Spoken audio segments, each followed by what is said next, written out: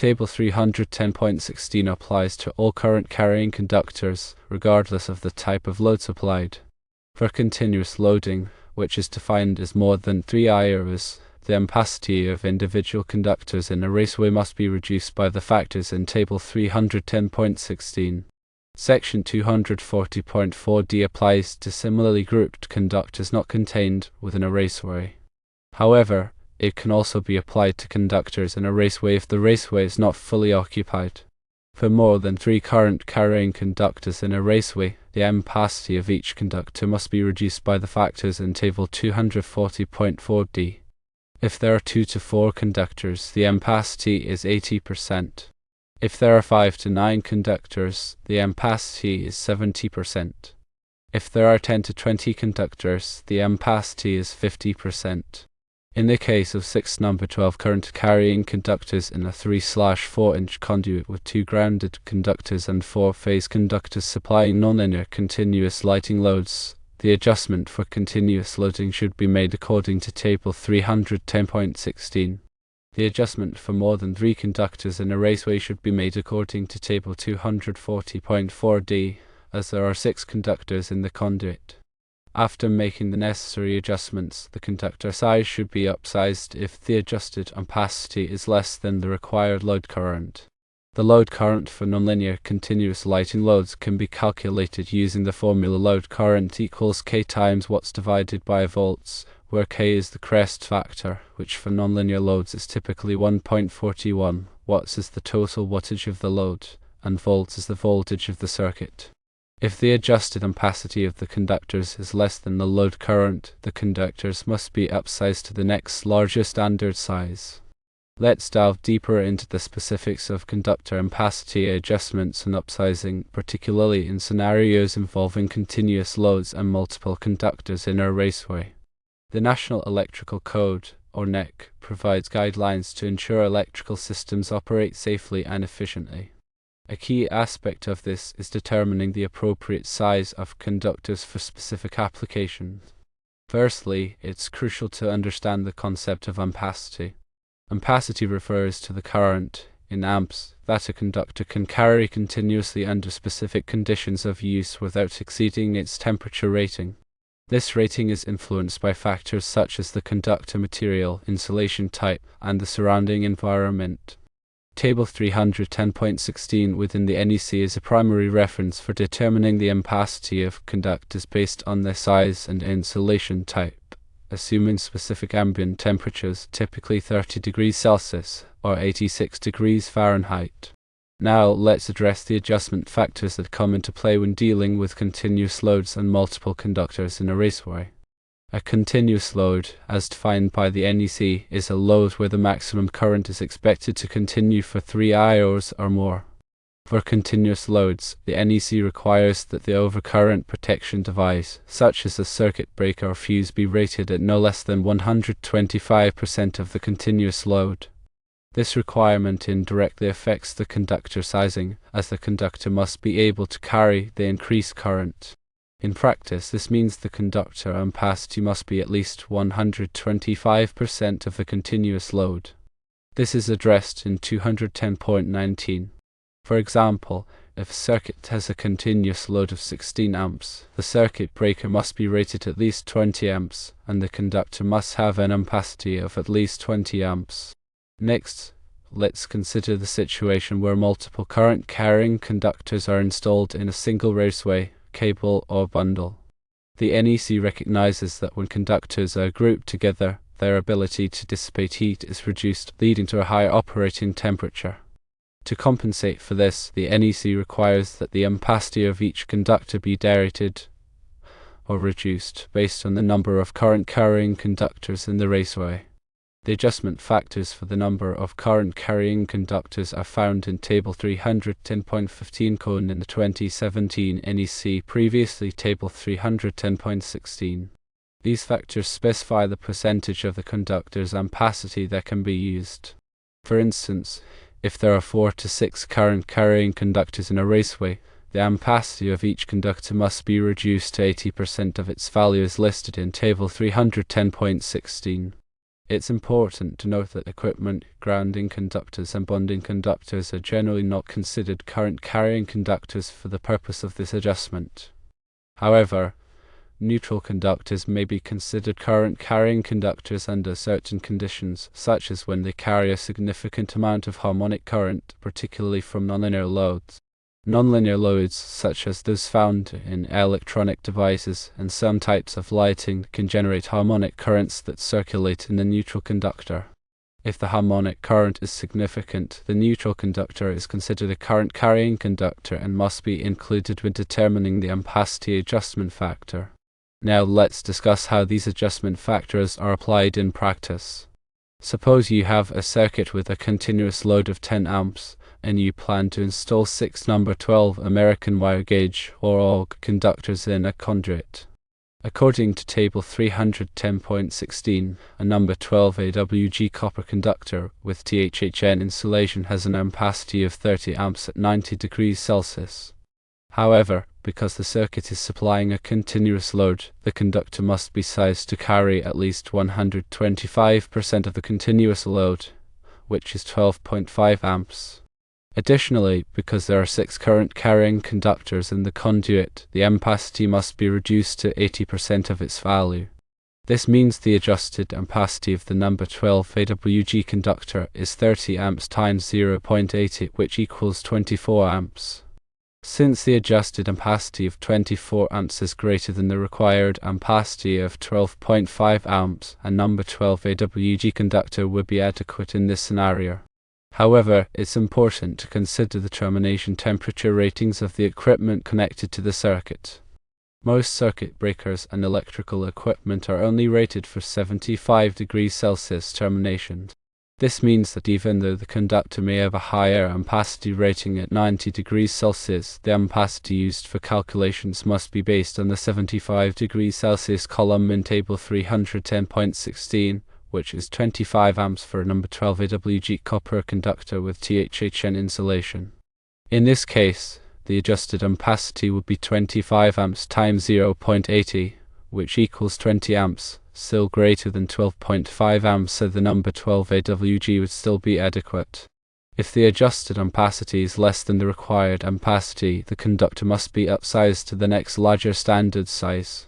For example, if the adjusted ampacity was only 10 amps, the number 12 AWG conductor would need to be upsized to a number 10 AWG conductor, which has a higher ampacity rating. Keep in mind that voltage drop is another factor that should be considered when sizing conductors, especially for long circuit runs. The NEC recommends limiting the voltage drop to no more than 3% for branch circuits and 5% for feeders. If the voltage drop exceeds these limits, the conductor size may need to be increased to reduce the voltage drop to an acceptable level. In summary, when sizing conductors for continuous loads and multiple conductors in a raceway, it's important to consider firstly the ampacity of the conductor based on its size and insulation type. Secondly, the adjustment factor for continuous loads. Thirdly, the adjustment factor for the number of current carrying conductors in the raceway. Fourthly, the termination temperature ratings of the equipment, and fifthly, voltage drop.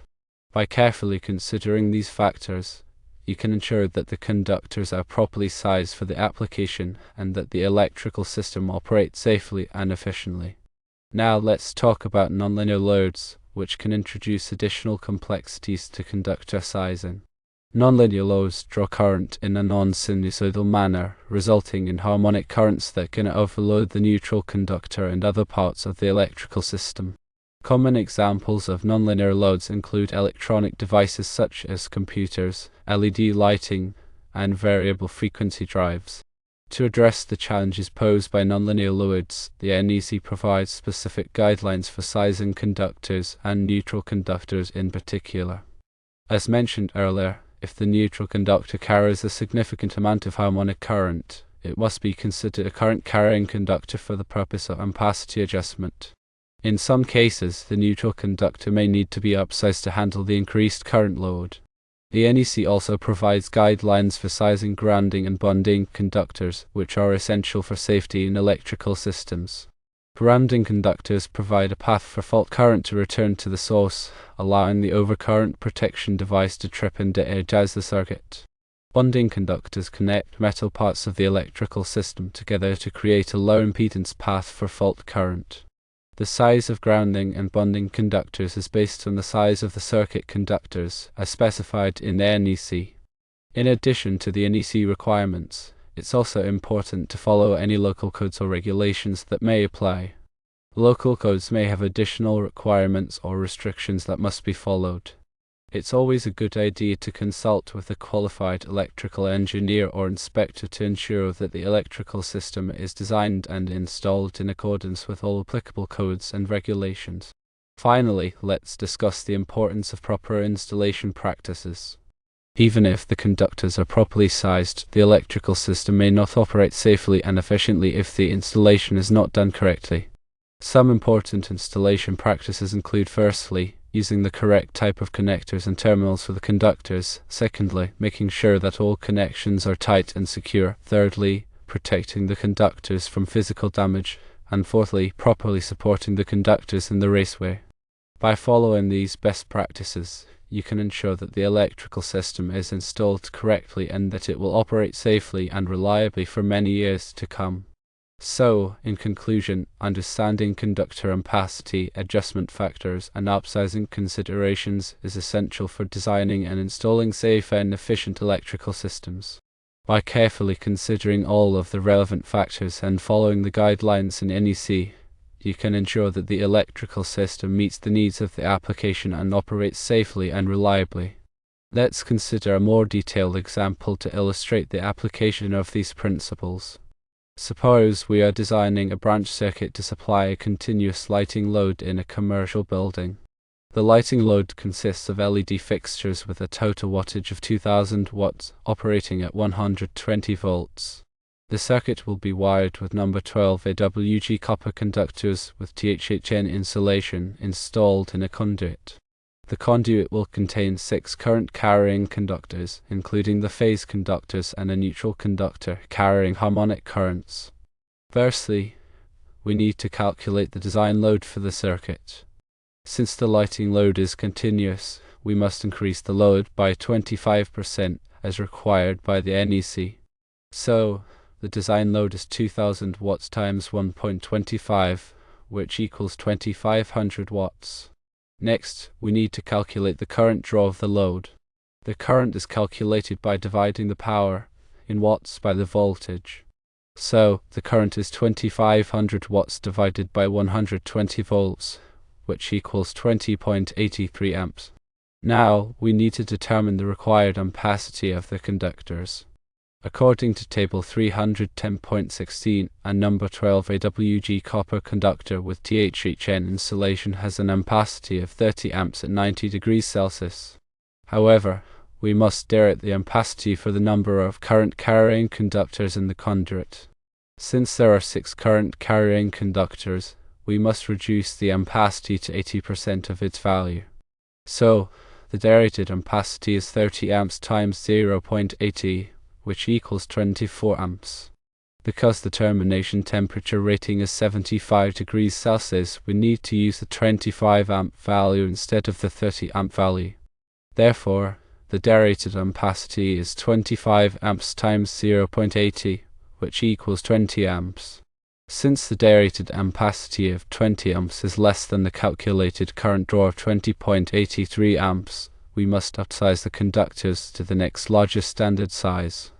A number 10 AWG copper conductor with THHN insulation has an ampacity of 30 amps at 75 degrees Celsius. Applying the derating factor of 0.80 for 6 current-carrying conductors, the derated ampacity is 30 amps times 0.80, which equals 24 amps. Since the derated ampacity of 24 amps is greater than the calculated current draw of 20.83 amps, a number 10 AWG conductor would be adequate for this circuit. Finally, we need to select the appropriate size overcurrent protection device for the circuit. The NEC requires that the overcurrent protection device be rated no higher than the ampacity of the conductors. In this case, we can use a 20 amp circuit breaker to protect the number 10 AWG conductors.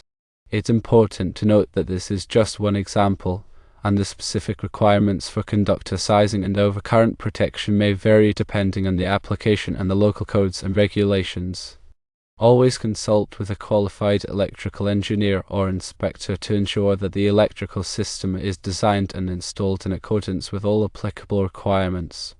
Additionally, it is vital to consider the impact of voltage drop on the performance of the lighting fixtures. Excessive voltage drop can cause the lights to dim, flicker, or even fail prematurely. To minimize voltage drop, it may be necessary to upsize the conductors even further, especially for long circuit runs. The NEC provides guidelines for calculating voltage drop and recommends limiting the voltage drop to no more than 3% for branch circuits and 5% for feeders. Another important consideration is the type of wiring method used for the circuit. The type of conduit, cable, or raceway can affect the ampacity of the conductors, as well as the ease of installation and maintenance. The NEC specifies the allowable wiring methods for different types of occupancies and applications. In addition to the technical aspects of conductor sizing and installation, it's also important to consider the safety aspects. Electrical work can be dangerous, and it's essential to take all necessary precautions to protect yourself and others from electrical shock and other hazards. Always to energize the circuit before working on it and use appropriate personal protective equipment such as insulated gloves and safety glasses. Follow all applicable safety procedures and guidelines and never take shortcuts that could compromise safety. Remember, electrical safety is everyone's responsibility, and it's essential to be vigilant and proactive in preventing accidents and injuries. It's also crucial to properly label and identify all electrical circuits and equipment. Clear and accurate labeling can help prevent confusion and mistakes, and it can make it easier to troubleshoot and maintain the electrical system. The NEC provides guidelines for labeling electrical equipment and requires that all circuits be clearly identified at the panel board. Proper labeling is not only a code requirement, but it's also a best practice that can improve safety and efficiency. In summary, designing and installing electrical systems requires a thorough understanding of the NEC, as well as practical experience and attention to detail. By carefully considering all of the relevant factors, following the code requirements, and adhering to best practices, you can ensure that the electrical system is safe, reliable, and efficient.